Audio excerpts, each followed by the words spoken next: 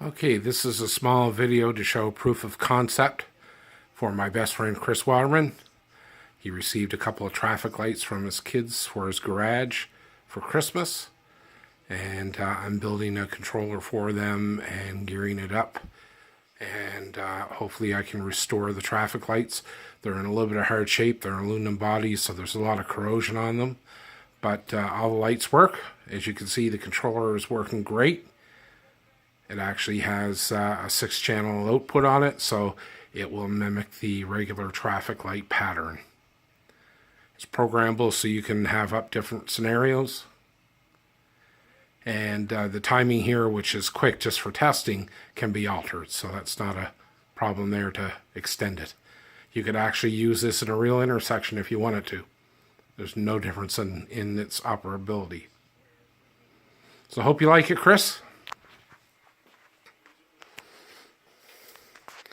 Here's the actual controller. As you can see, onboard LEDs that track what's actually going on in the real world as well.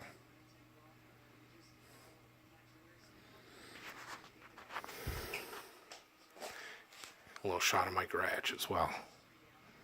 Can't make a video without that. And of course, the gull wings.